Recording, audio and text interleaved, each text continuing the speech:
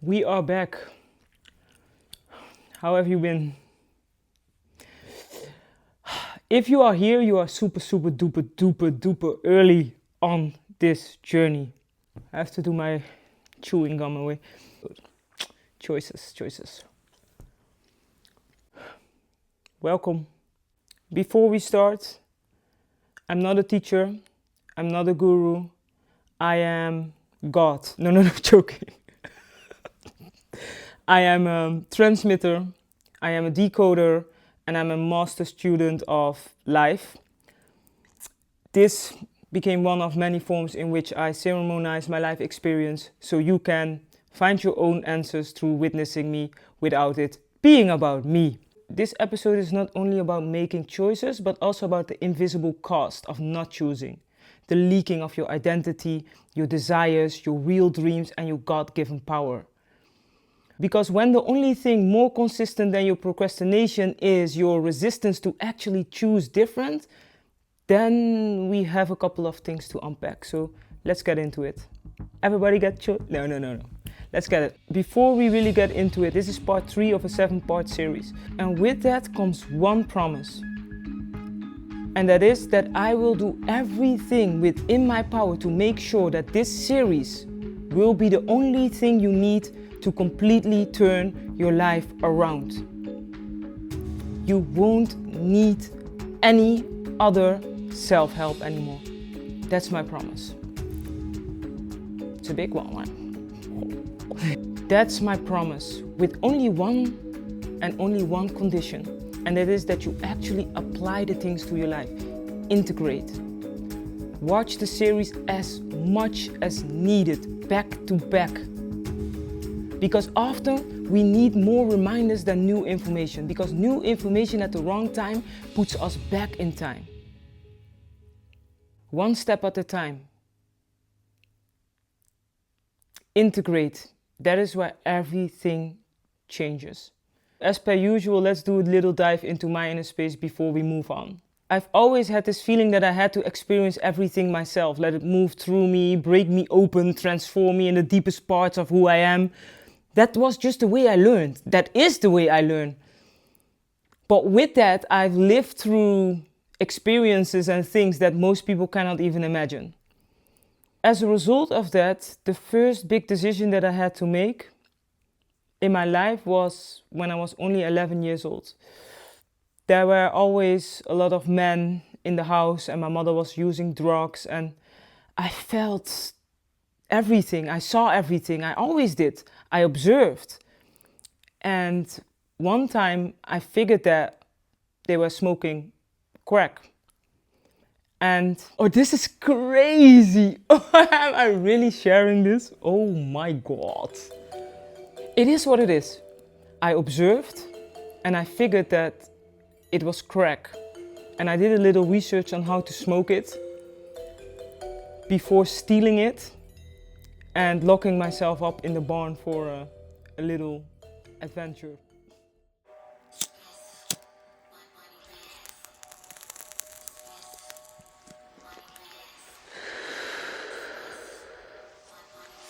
Yeah, I smoked crack when I was 11. And I wanted to understand it.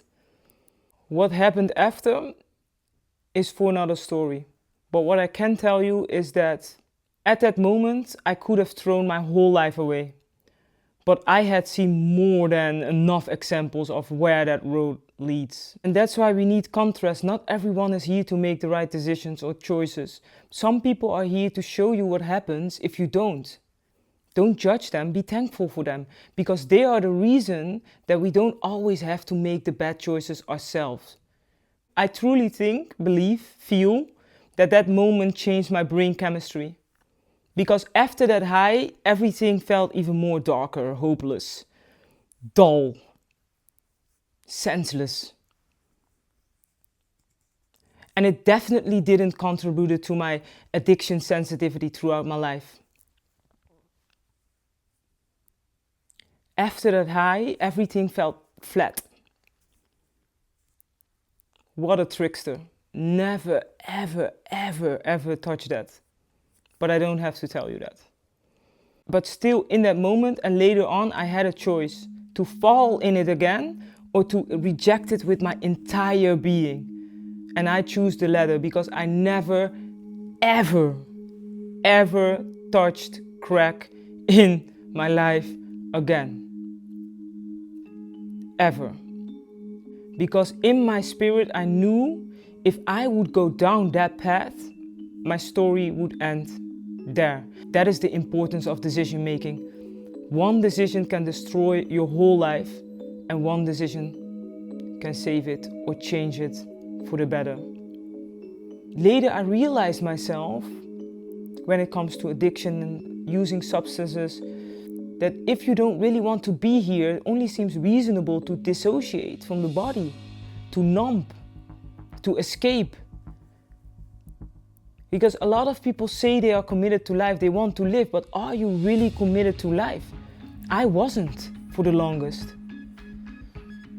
But I've made it out.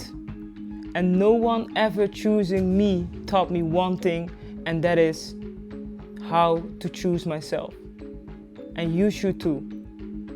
And that is the thing, no matter where you come from or what you've lived through, you have the capability and the power to choose again and again, every single day.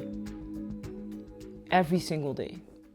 For so long, I believed that I would never be enough for this world, that I would never ever be enough for this world. Whatever I would do, it would never be enough. And for the longest of my life, I was suicidal. I was in this weird place between not wanting to live, but also not wanting to die.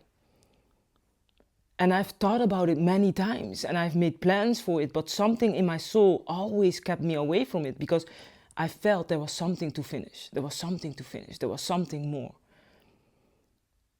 Up until the day that I had to make the decision for myself, I don't want my story to end like that. I collected enough self-worth throughout my life to come to a point and say like, no, I feel too good for that ending. I feel too good. And I started to ask myself, what if it is enough? Because who decides what is enough and what isn't enough? That was the first thing, but the question that helped me even more, and it just popped up out of nowhere, was what if it would indeed never be enough? What would you do then? And the answer was, I would still do everything within my capabilities to make the absolute best out of it. After surrendering and deciding that the other option was not for me. But basically from the age of 11, I was addicted to almost everything under the sun. It started with crack. Yeah, and I wasn't addicted to crack, obviously, but soon enough I started smoking, drinking, using pills. On the border schools, everybody had drugs on them, so we were using on a consistent basis. Everybody used drugs or was addicted to some kind of substance in my environment. And there were long periods of time that I wasn't sober for longer than one day. And after that, that transpired into going into the party scene and then going out and party 3, 4, 5 times a week, using drugs, all kinds of stuff. I had severe hormonal issues, and that in combination with the worst calm downs, it was chaos. If I look back at it, it could have been way worse. And I don't exaggerate like at all if I say that I should have been dead for at least 12 times already. Not only from external events, but for my own self-destruction. It is truly a miracle that I'm still alive today and thriving. And the only thing that made the difference was choice. My God-given power to make different decisions. And we all have that power. And you know, I've been hurt deeply. But I don't like to talk about what others did to me. Because I always see all the layers, and that brings me to so much understanding. And some situations, dynamics, relationships can be quite complicated, right? but they are still very sacred to me. There's still a lot of love and a lot of respect. And I touched on this in the other episode, but both of my relationships started very young. One when I was only 17 and the second one when I was turning 22.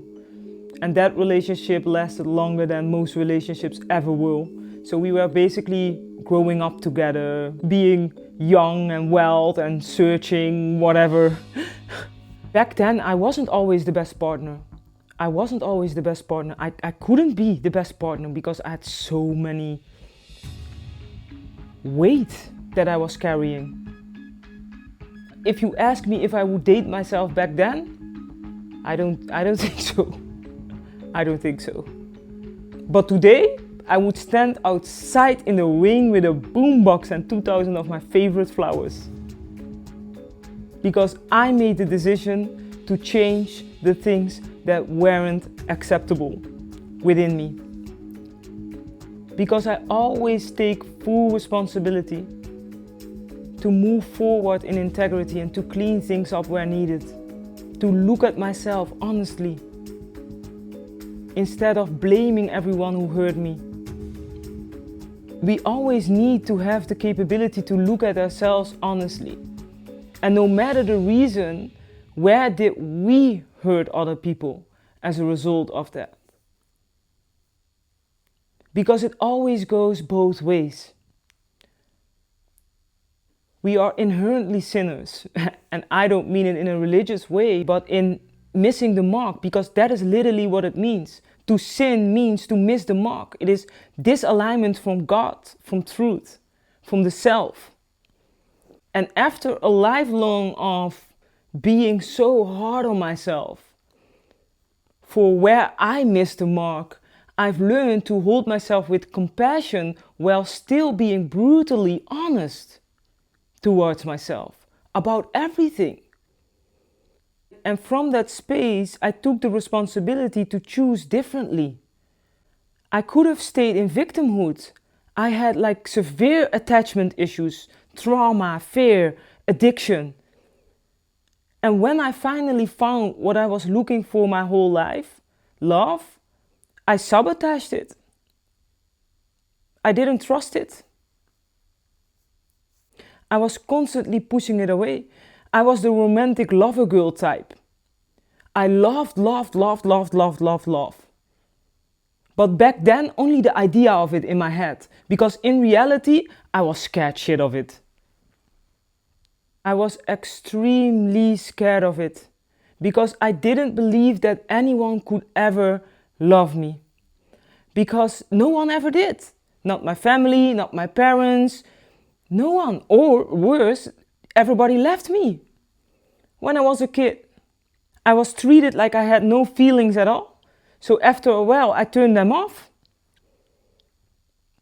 If the people that should protect you are the ones that hurt you the most, how can you ever trust that anyone from the outside world won't hurt you? Or even crazier, that anyone in the outside world will love you? But even then, if you make bad choices, you will hurt the people who love you. And growing up as a victim of my parents' choices doesn't erase the impact of the choices that I make today. Luckily, I'm not a vessel that holds distortion. I've always been able to alchemize things, even when the darkest things got thrown at me. I can always alchemize them. I've always found the way back to my heart. I've also been, and still am, a huge blessing to people. My love is very real and very devoted. But that doesn't cancel out the damage I once caused through addiction and self-destruction. And I've made the decisions in my life and did the work to make sure that that will never, ever happen again. Because that's my responsibility.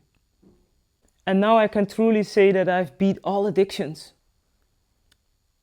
Drugs, I didn't touch drugs in over 4 years. And when it comes to alcohol, I have long periods of abstinence. Because I know it doesn't really help you. Now it's more an exception to the rule, not the rule. And if I drink, I'm very aware of it. I barely drink, if not, not at all. Honestly, from my experience, I would advise anyone to not touch anything at all. like at all. For me, it's already too late. But I know it's almost a little bit unrealistic in this life, right? Which sounds ridiculous if you think about it. And I get it. I really get it. I'm not going to sit here and lie. Sometimes I want to get a little bit naughty too, right? Sometimes you just want to feel a little bit...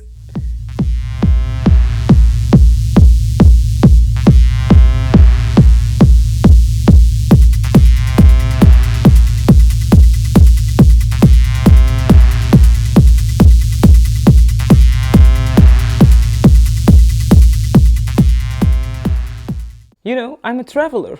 I like to explore different dimensions, but I've seen most by now. So there's really no reason to keep continuing it. I also made sure that I didn't miss anything when it came to that. I was so afraid of missing out.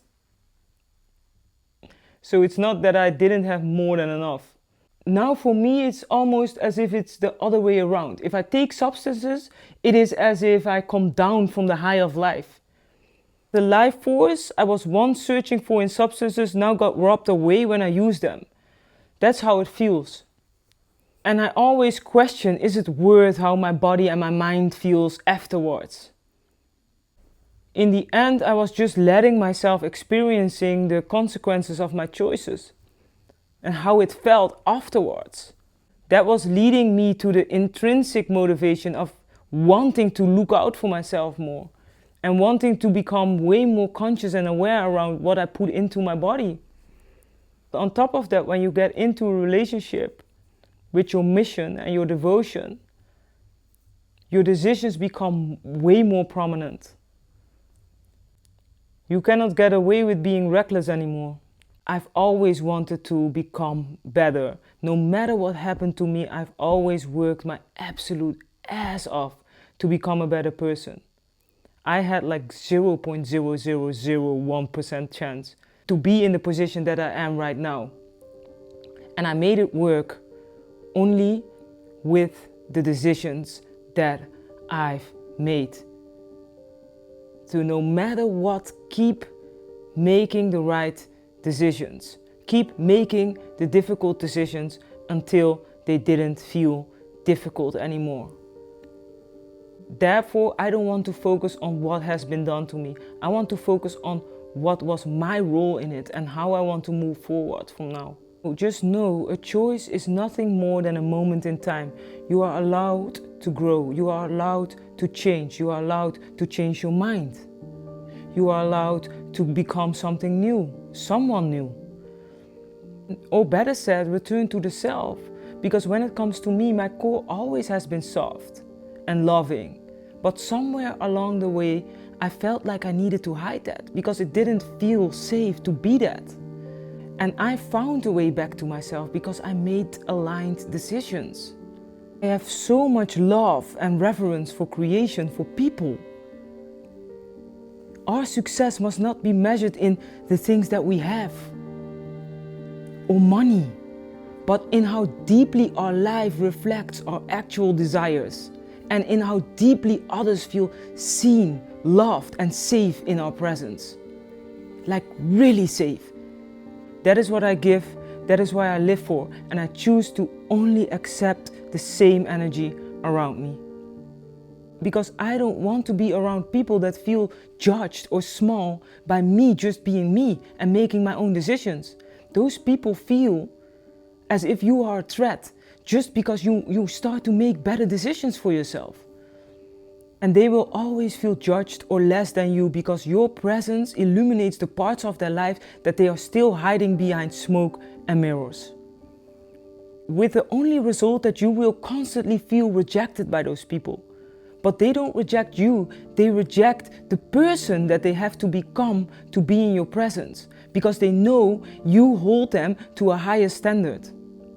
Even if you do that in love, you make them think about things that they don't want to think about. Remember the translations that I was talking about in the other episode? That is why some people keep you at a distance and treat you like shit. It has nothing to do with you. They are avoiding the challenging and difficult choices in their own life. And you are reminding them of that. That is why you need the courage to let go. because those people will forever remember that they couldn't meet you where you are.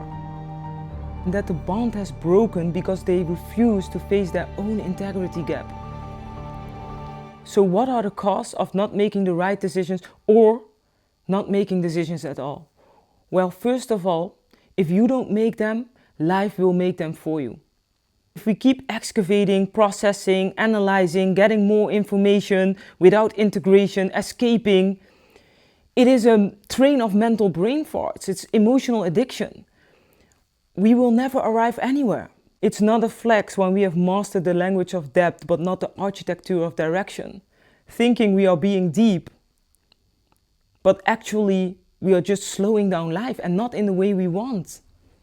Depth without direction is just a fancier way of explaining our procrastination away. It's coping with a situation that needs our attention. When we lack the systems to decode our wisdom into the tangible, we are not able to cultivate new life experiences. I think most of us have enough awareness. What we need is deep alignment with who we actually are. Real, energetic congruence. We can't govern our life if we fail to decode our own being. Know thyself. At some point, it's not about what happened to us in the past or traumas anymore. It's the ritual of revisiting it. That is what keeps us stuck. Not making choices feels safe because it doesn't ask anything from us. It doesn't ask us to sit with what is present, to just feel and reflect. Being ready is not a feeling but a choice. There's a version of you that is waiting for you to step the fuck up. Most people aren't waiting for the right opportunity. They are just in a long-term relationship with their own stagnation, with their own self-pity. And it's toxic. We don't do that here. No. It's scavenger behavior. Because that will never ever lead to liberation. It just keeps you emotionally busy enough to avoid change. En to build something real. It's trauma-flavored uitstelgedrag. En van uitstel komt afstel.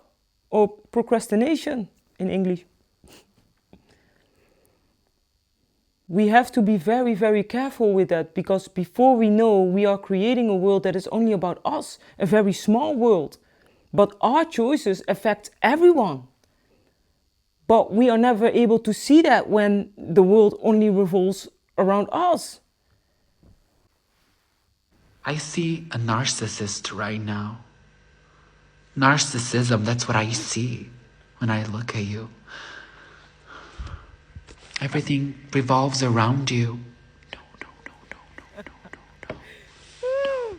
Oh my. Nowadays, a lot of people talk about self-acceptance, but self-acceptance isn't about accepting things that you don't want to accept and that you can change. Real self-acceptance isn't about surrendering to your own stagnation. It is about recognizing the parts within you that want to grow and aligning with that. Real self-acceptance isn't about making peace with your mess. It's about respecting the part of you that knows that it's time to clean it up. If we talk about self-acceptance and you are, for example, overweight, or you don't feel good within your own body, you are actually not your body. Your body is an extension of your consciousness. The real you is the one that has the desire to change, because the only thing that doesn't change is the one observing the thing that you want to change. What if forced self-acceptance is a trap to keep you small? What if the real you is the one that wants to change? Because you wanting the change is what never changes. At least if you don't fool yourself. It's okay to want more for yourself, to want more out of life. What you should accept is the fact that you want change. And then see how you can do that in a healthy way. For example, when it comes to the body, eat healthier, move more, take better care of yourself, figure it out if it's your job, anything. Wanting change is a signal. It is your soul asking to pay attention. If you're not really happy in your relationship, at your job, All those things are changeable. So why would you fight the only thing that you cannot change? And that is your desire to change. Following your desires, your original coding, the real self, that is actual self-acceptance. And if you got that, you can actually start taking action on the things that you want to change. And you will inevitably become a happier and more fulfilled person. So ask yourself, who is the one behind the eyes, behind the dreams, behind the desires? That is the real you. My God, mijn hemel. My phone went down, so I had to wait and charge it. We record quite some, and it is like 3 o'clock in the night.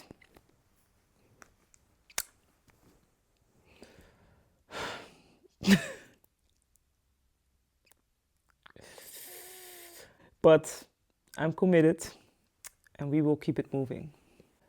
I said you will inevitably, the energy, pump it up.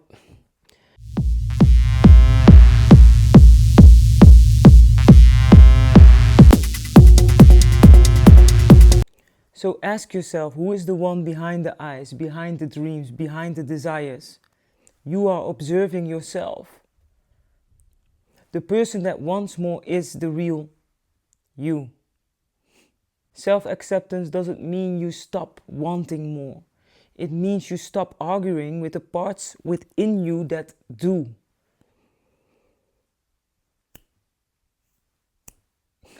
Oh my God, I want to go to bed. I want to go to bed. No. I am all there is. There's only one me, and therefore I am experiencing me, my own consciousness, my own choices. I am all there is. I am all there can be, and therefore my reality adapts to me. If I don't like what I get reflected within my reality, I only give that one meaning, and that is that I need to adjust something within me. I am me. I'm living out my personality, and therefore I am the projector of my personal reality. That is why we live on the same planet but in different worlds. How people live is more than often a direct reflection of the decisions that they make. There's no hiding. You look in public what you choose, eat and consume in private. Truth is partly somatic. It lives in the body. It lives in the frequency that we emit. We cannot override it with words, telling ourselves things that are simply not true. For every choice we make, we pay the price. For example, living in a body that we don't like, or pushing through resistance and actually taking action to change that. We have to relearn delayed gratification and reconnect consistent output to healthy dopamine and get hooked to that. No, joke. Ignoring all those signals of wanting change, waiting, sitting around, putting your destiny in the hands of time. Well, time is an illusion, so you don't want to do that. All there is now. When it comes to self-acceptance and self-love, I'm all about it. But it becomes a problem if we don't actually believe it. If we use it to lie to ourselves. To keep ourselves stuck in situations we don't really want to be in. Simply saying to yourself, I'm worthy of all of it, doesn't work because it feels like lying to yourself if you have nothing to show for. And you fix that by building up the proof towards yourself, not even the world, but towards yourself, that you are doing the things that you know you should do. You fix that by building up the proof towards yourself that you're actually consistent with making the right decisions. The right and aligned decisions. You have to choose to let go of old patterns, bad habits, old stories, Release people that don't want anything good for you. The fear of being alone should never be paid with your peace. And don't worry about losing anyone. If you are truly a good person with good intentions, that is willing to grow, and that wants the best for people, people will, for the rest of their lives, search for something in others that could only be found in you. And they will realize that their ego and pride was in the way of their blessing of having an actual human being in their life that truly cared about their well-being. Because not a lot of people do that. Like truly care. And that will be the consequence of their choices. Let it be. We look at ourselves honestly. We walk in integrity. And from there, everyone that doesn't value me is not for me because I value me. All those factors created your current reality, and it doesn't matter where it comes from. You just want to get to the root of your reality creation and get to work. I'm very observant. I've been looking around at older people, but also myself. I'm also aging. We are all aging. And excuses don't age very well. I can tell you that for free, Chula. Excuses don't age very well. At all. Avoiding important choices will create the outcome of your life. We need to stop reading old chapters if we want to experience new ones. Sometimes the only way to write a new story is to put yourself in a position to experience a new one. We don't want to overcomplicate that. It's just one thing in line with your vision, your desire, the change that you want. And then I mean the real one, the one that you keep pushing aside, the one that you are afraid to share with the people around you out of fear for judgment. One thing a day is 365 a year. Never underestimate the power of consistency. But you have to start moving, deciding, because it's very dangerous to keep focusing on what you have to put in instead of what you will get out. We do not, I'm tired. We do not want to wait until we're ready. We don't have to be ready. We have to have the courage to move despite being ready. Despite feeling ready. We need to have the courage to follow our own inner guidance system, our heart. To trust in our higher visions. And to trust in our own strength and ability to pursue that. I am all there is, I am all there can be, and therefore my reality reflects who I choose to be. Consciously or unconsciously. What we don't change, we accept. Who said that? If you don't make the unconscious conscious, it will control and consume you. You will forever think that you don't have a choice and call it fate, just thinking that that is what life is. No. That's not just what life is. That's what we choose it to be. In the end of the day, the life that somebody lives is the result of the choices that they did or didn't make. So look around. Who do you want to be like? And what decisions did they make to get there? We must not overcomplicate it. We have a world full of examples from both sides. And the circumstances might be different, but we all have a choice. Somehow. Especially in the Western world.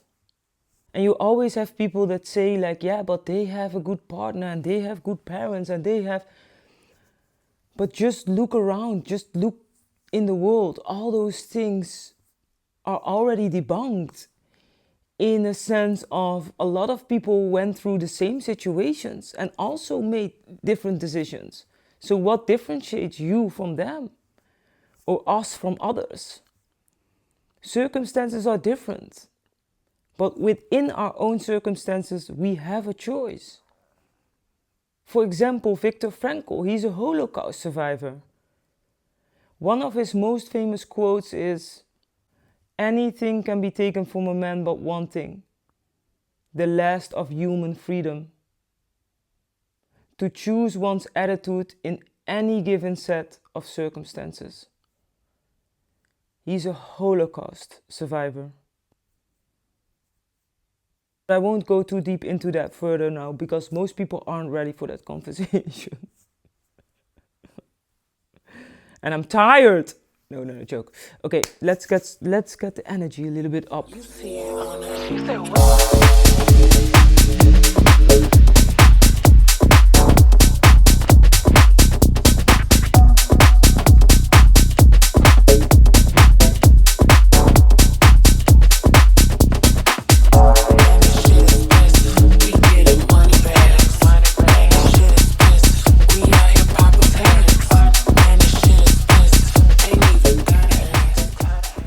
We are all victims in some kind of ways, but we are also villains. It is not so much about what is happening to us, it is about what we choose moving forward. And we must not spiritual gaslight ourselves, staying in situations that obviously feel disaligned with the heart. Telling ourselves, yeah, but it's needed for my growth. Telling ourselves that we don't have a choice.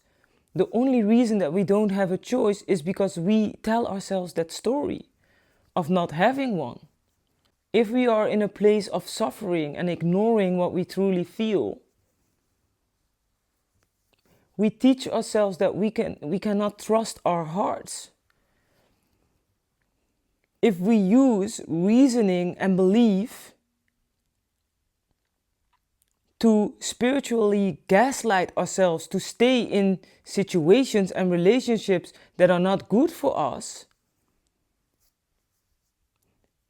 we are misusing that power. We have to use it to make brave decisions, to navigate our lives. And when it comes to romantic relationships, I get it. I personally don't take that lightly either. If I get in one, it's with the intention to be in it forever. But sometimes you grow apart. Sometimes you grow apart because you grow as a person. That is inevitable. That's why we are here. And it's beautiful if you have a partner that can grow with you. But it doesn't always happen like that. A relationship is always a reflection of how deeply we know and love ourselves.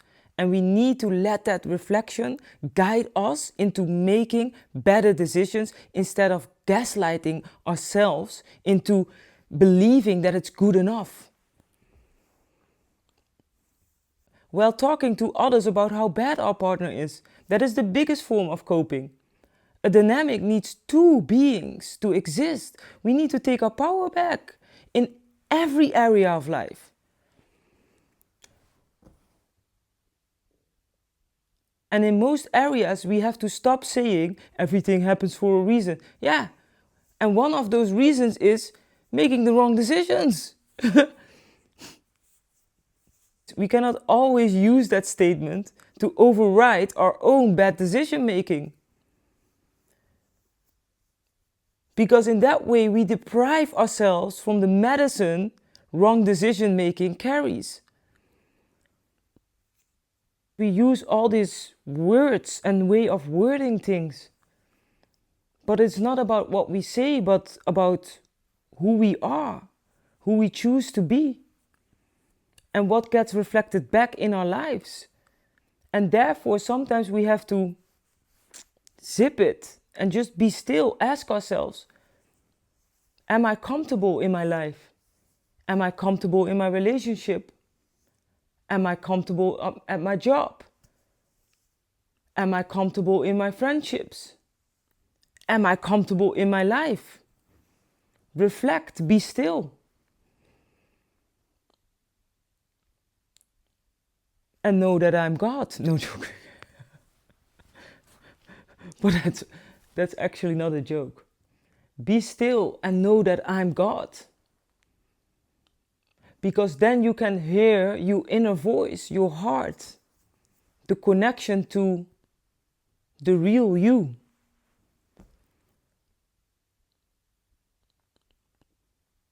Because life itself will never ever force you out of a terrible situation if you don't want to move. That's the thing. God, the universe, Allah will steer the boat, but you must row.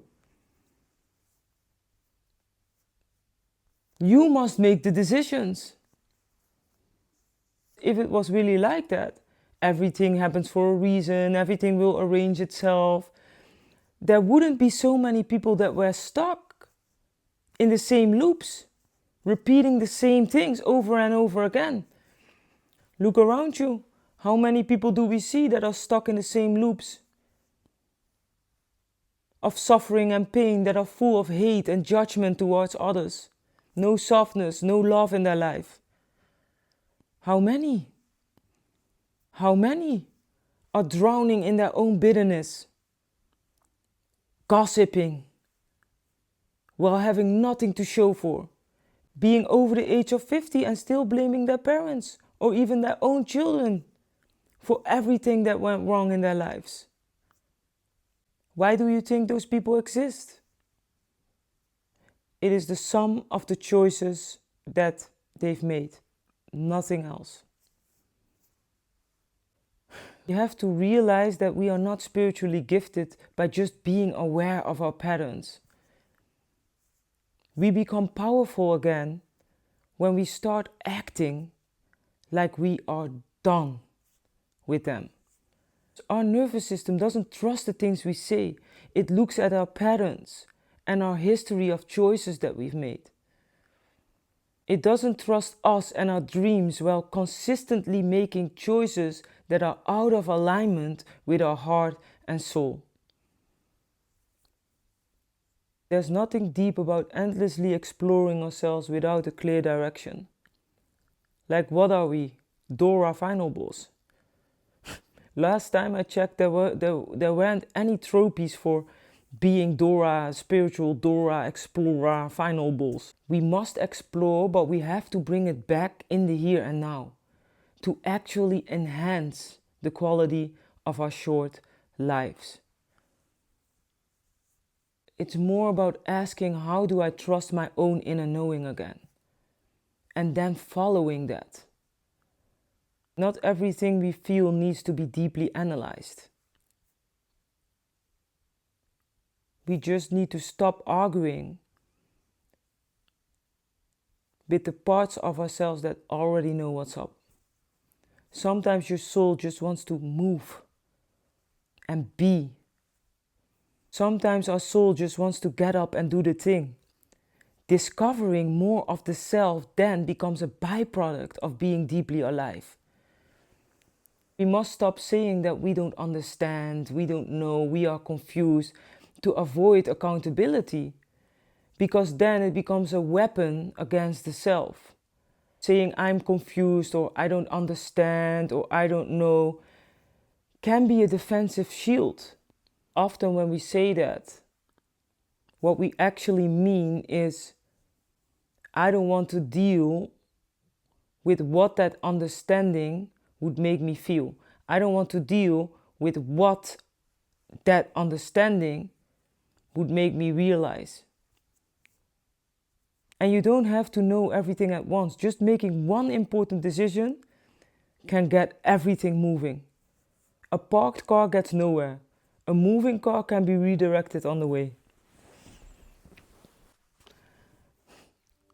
And don't fall over old choices. They've put you into a position where you can now make better ones. But you have to listen and act accordingly.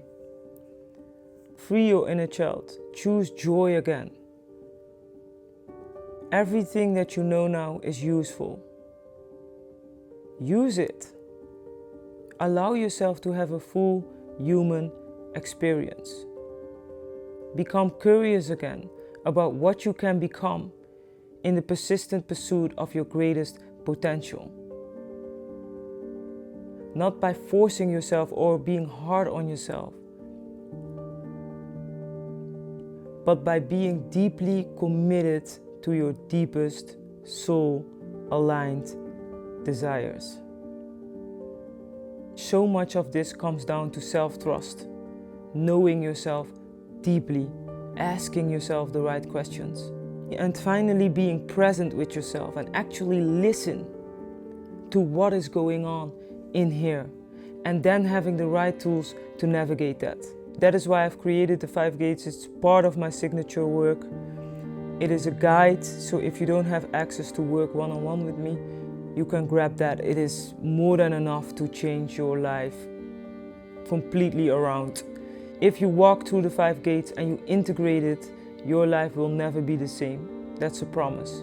After a decade of deep inner work, working with plant medicine, guiding other people, this is the exact system that I've created and used on myself to be in the position that I am right now. Of everything that I experienced and that I needed myself, I needed a container to hold that level of work.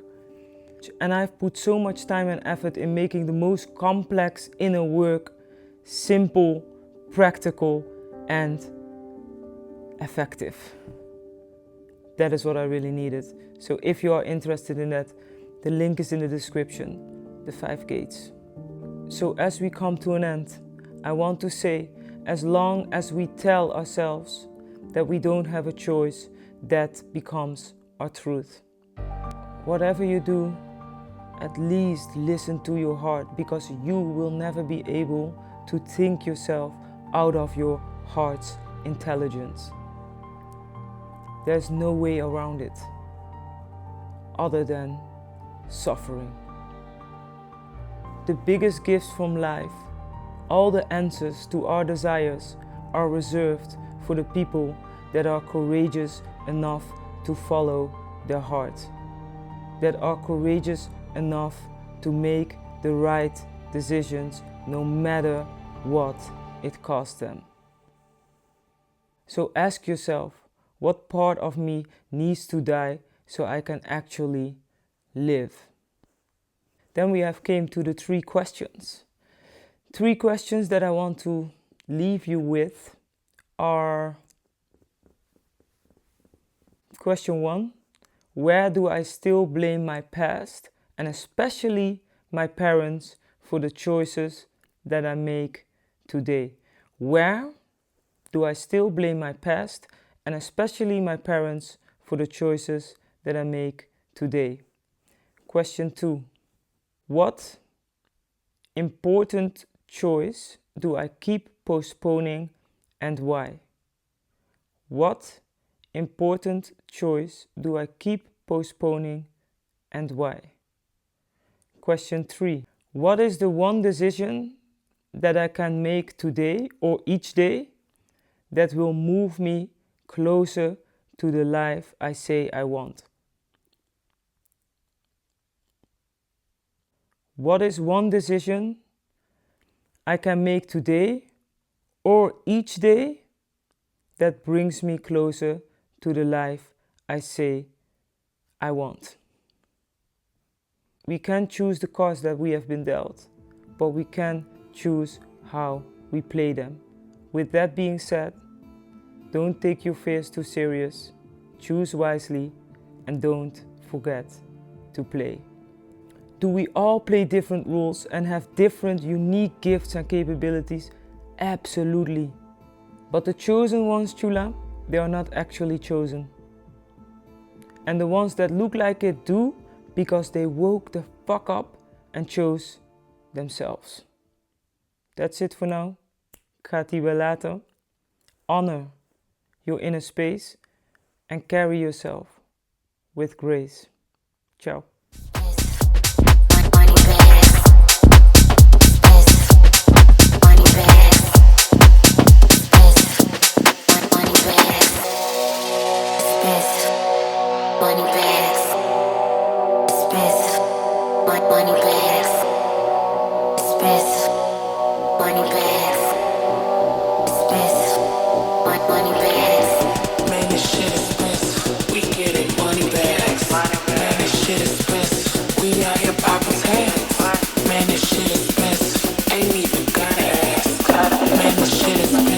You see it on her.